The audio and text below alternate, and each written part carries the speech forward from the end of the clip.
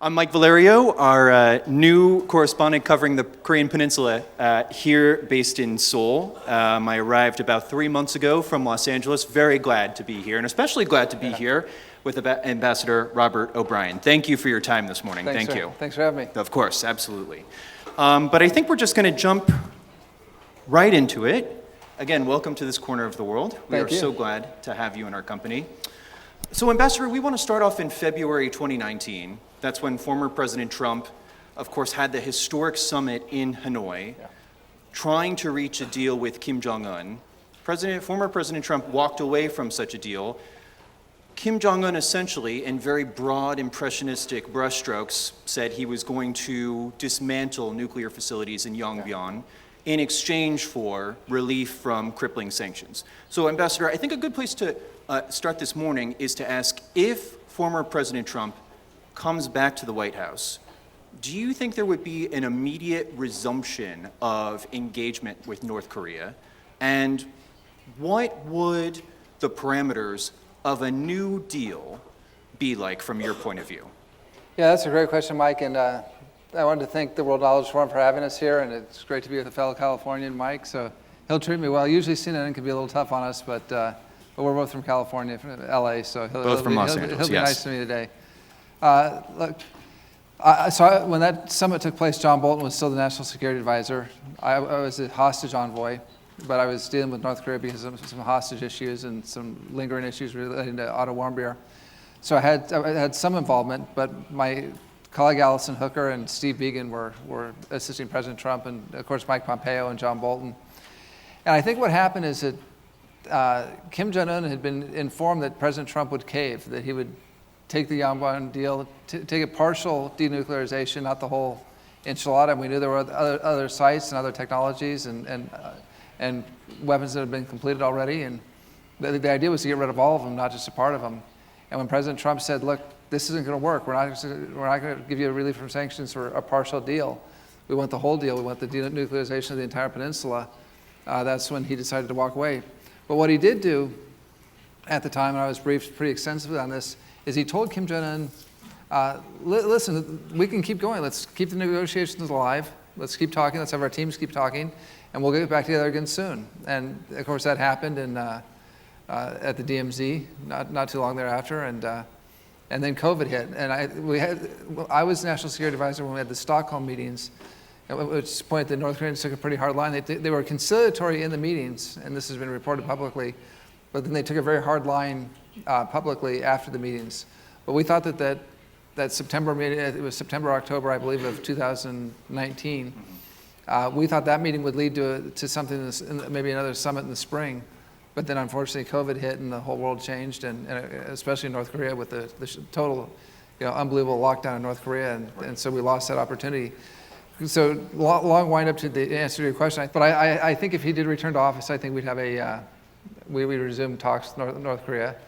And how Kim Jong-un would respond. I think Kim Jong-un and Trump had a good relationship, but how he would respond to new talks and if he would get back to the pledge of denuclearization that was made in Hanoi, I'm not sure. Do you think that would be one of the first orders of business, because they had this unusual rapport, get started with re-engaging within the first 100 days? It's a good question, Mike. The problem is we left office in January of 2021. The world was at peace. We had peace in the Middle East. We had peace in Europe. We had relative calm across the Taiwan Straits and in the Philippines. But right now, President Trump's going to return to office with a major war in Europe that North Korea is involved in, China is involved in, with a major war in the Middle East, in Gaza with Hamas and Israel and ultimately Iran, which is also, these bad guys are all connected. The Iranians and North Koreans are both supplying weapons to Vladimir Putin in Russia. And then we got the two twin crises here in Asia. We've got the Taiwan Straits issue, that President Xi has made it very clear that his legacy is the reunification of Taiwan with China. I don't buy the idea of reunification, because I think that's a propaganda angle of what he wants to call it, but he wants to coerce compliance from Taiwan and take over Taiwan. But then he's also engaged in a very dangerous situation in the Philippines, in the Second Thomas Shoal and the South China Sea. And so And the Philippines is a treaty ally, and we've, of course, given our assurances to the Taiwanese. So, that's a very dangerous situation in East Asia. So I think North Korea would be at the top of the list, but it's hard to say that it would be the number one top priority, coming with Ukraine and Israel and China. Renewed concerns about the American security guarantee moving forward. How reliable is America? And that has led some here in this country to say, perhaps South Korea should have American nuclear weapons. That has not been the case since 1991. Perhaps South Korea should have some domestic way of producing nuclear weapons. So it seems as though you're against that. How do you feel about that prospect? What say you on that front? So first of all, I think the United States security guarantee for South Korea is as strong as anywhere in the world. I mean, we've had 50,000 Americans fought and died here. Many more were injured in the Korean War. We fought side by side with Korean allies in Vietnam.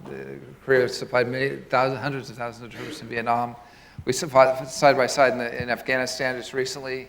The security guarantee, I think, is rock solid, whether it's a Republican or a Democrat administration. Even though the former president has openly mused about perhaps removing American troops from Korea if, from his point of view, Korea does not pay its fair share, you still think that the alliance is rock solid, guaranteed? Absolutely. And look, I think that's sometimes with families you have to have tough love. And this was a NATO issue. It was an issue with Japan. It's an issue with South Korea. Now, South Korea's got a great story to tell in its military. It's highly capable. The Navy's great here. First-class ships and shipbuilding, high tech. I mean, you're now supplying our allies with I think Poland's buying 1,000 South Korean tanks. The South Korean Army and Marine Corps and Naval Service is top-notch. So, look, I think that the most important thing we add to the equation, certainly the troops here is a tripwire, and to support the South Korean forces, but I'm not sure the South Korean forces need us. I mean, we're very capable, and we're a good ally to have, and I'm sure it's good to have us here, but... I think they would say that they appreciate and certainly need us. No, I think they appreciate it, but I think the South Koreans can take care of themselves pretty darn well. I mean, they're highly capable people. But they don't have nuclear weapons. No, we have the nuclear security umbrella. And that's the point I was going to make, Mike. You're right, that where we add real value is the nuclear umbrella. And that's what, I think that's a rock-solid guarantee. Mm-hmm. But if we were to go, Camp Humphreys, about an hour and a half drive from here, is the largest U.S. military base overseas. Yeah. It has a population that's bigger than Annapolis, Maryland. It has a population that's bigger than Atlantic City, New Jersey.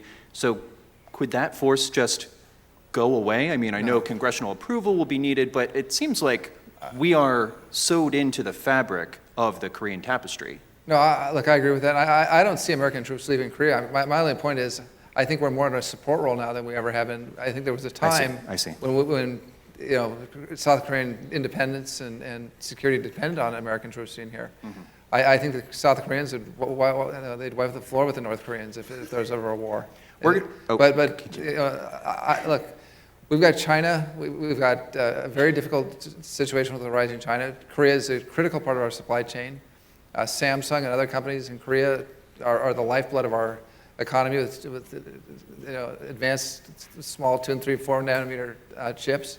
And it's a compliment to TSMC, but TSMC could go away depending on what happens in Taiwan. So the American commitment to South Korea is in our interest. It's not just we're not doing charity for South Korea, but it's in our interest to be here. I think what President Trump has always said, though, is you've got to have burden sharing. An alliance can't just run one way. And I think one of the stories that South Korea hasn't told and should do a better job telling is South Korea is up to about 2.5%. 2.7% of its GDP in defense spending, which is much better than most NATO countries. Mm-hmm. And I think South Korea needs to get that, the ROK needs to get that message out. Well, do you think that President Trump needs to hear that message? Because the latest analysis of who pays for what, GAO came out with a report in March 2021.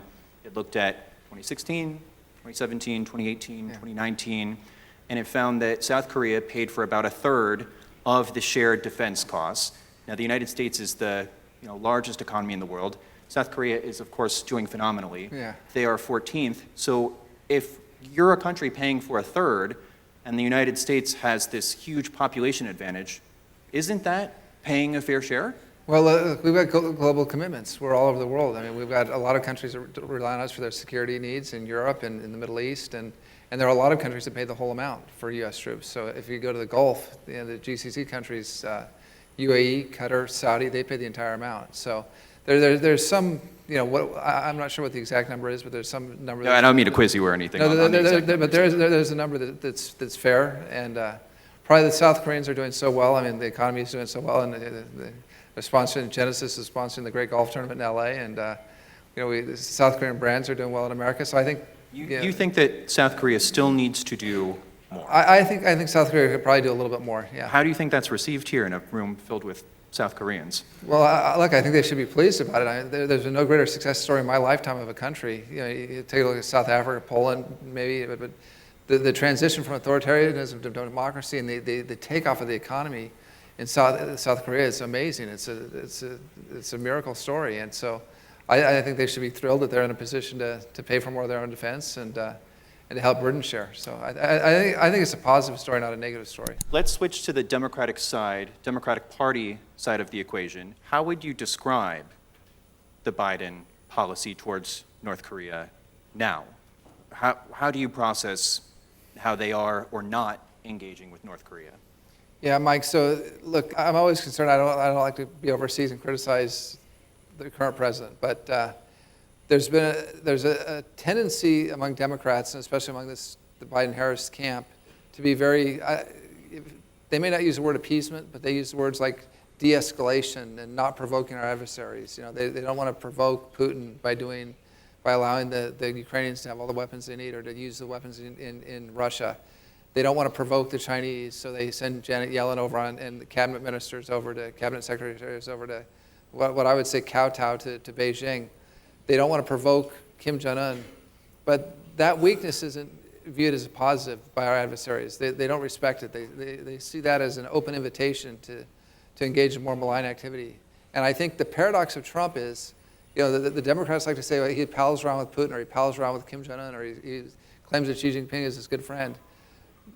Donald Trump was very cordial with foreign leaders, especially even our adversaries, Putin, Xi, Kim, but he was also very tough. Remember, the summits with Kim came after the Little Rocket Man, after My Button's Bigger Than Your Button, after we sent a carrier group to the Sea of Japan, and put tremendous pressure, after we got the Chinese, amazingly, to agree to enforce sanctions at the UN, which was unbelievable. We got all 5 permanent members to agree to a sanctions resolution. So the chumminess and the cordiality came after the maximum pressure. So the strength, paradoxically, leads to an ability to have a more cordial relationship. And unfortunately, that's something the Biden-Harris folks don't understand. They want to just go straight to the good times and let's all be friends and we'll apologize for whatever America did to offend you in the past and let's get past that and be good friends. But these dictators are tough men. They're hard, and they don't respect it. And that's a problem in North Korea. It's a problem in China. It's a problem in Russia. It's a problem with the terrorists in the Middle East, with Hamas. I was wondering if you could talk more about what you wrote in Foreign Policy about peace through strength. There were a couple interviews you did with Margaret Brennan from Face the Nation, our own Christiane Amanpour here at CNN, where you were talking about the United States Marines and repositioning them to have a particular emphasis here in this corner of the world. I was wondering if you could tell us more about that, what you envision for the future of the United States Marines that have a particular focus, a particular strength. Go ahead, please. Thanks, Mike. Look, one of the things we've talked about, and Obama talked about this, was the pivot to Asia, that the U.S. was going to move from being a transatlantic-centered power to an Asian-centered power. And look, we can't do it all anymore, so we've got to pick and choose. And right now, the center of the world economy is no longer the North Atlantic. It's this part of the world. It's North and East Asia.